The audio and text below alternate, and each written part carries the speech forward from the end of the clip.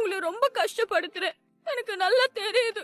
என்னடா இவ திடீர்னு கோவப்படுறா, திடீர்னு கத்துறா, திடீர்னு அழுவுறா, ஒண்ணுமே புரிய மாட்டேங்குதே. கல்யாணம் இப்போதைக்கு 2 வாரம் தள்ளி போயிருக்குன்னு கேள்விப்பட்டம்மா. என்னன்னு சொல்றியா? எப்படி?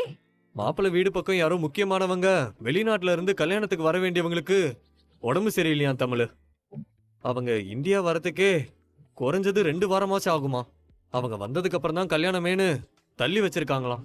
நான் தான் சொன்னேன்லண்ணே, கடவுள் ஏதாவது ஒரு வழியில உங்களுக்கு உதவி பண்ணுவாருன்னு. இத கேக்குறப்போ மனசுக்கு ரொம்ப சந்தோஷமா இருக்குன்னு. இதுக்கு நடுவுல நான் ஜெனியோட அப்பாவை சந்திச்சு பேசலான் இருக்கம்மா. என்னன்னு சொல்றிய? நீங்களே பேச போறீங்களா? ஆமாமா, ஒரு சர்ச் ஃபாதர் கூட்டிட்டு போறேன்னு சொல்லியிருக்காரு. ஜெனியோட அப்பா எனக்கு ரொம்ப வேண்டப்பட்ட ஒரு தம்பி, அதனால நீங்களும் நானும் போய் பேசலாம்னு சொல்லியிருக்காரு. அதான் நம்பிக்கையோட இருக்கேன் தமிழ். அண்ணே, எங்க மாமா கிட்ட ஏதாவது சொல்லி. இப்போதைக்கு எதுவும் வேண்டாமா. முதல்ல ஃபாதர் மூலமா அவங்க அப்பாவை சந்திச்சு நான் பேசி பாக்குறேன். அப்படியும் எதுவும் சுமூகமா நடக்கலன்னா அதுக்கப்புறம் உன் மாமனார் மூலமா பேசுறதுதான் இந்த விஷயத்துல இருக்கிற ஒரே பிரம்மாஸ்திரம்.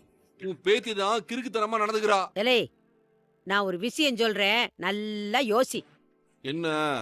போன வாரம் வெயில்ல போயிட்டு வந்ததுக்கு நீ என்ன சொன்ன? என்ன சொன்ன?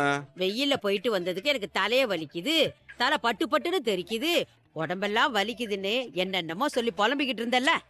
அந்த தலைவலிக்கு என்ன சம்பந்தம்? சொல்றேன் கேளுடா. இம்புட்டு காணும் தலைவலிக்கு நீ அப்படியே வானத்துக்கும் பூமிக்கும் இந்த உலகமே அழிஞ்சிடுற மாதிரி தலைவலிக்குது, தைலம் கொடுங்க, டீ போட்டு கொடுங்க, அது இதுன்னு சொல்லி கலவரம் பண்ணிக்கிட்டு இருந்தல்ல. கொஞ்சம் யோசிச்சு பாரு. ஒரு உடம்புக்குள்ள ஒரு உசுருக்குள்ள இன்னொரு உசுறு வளரு.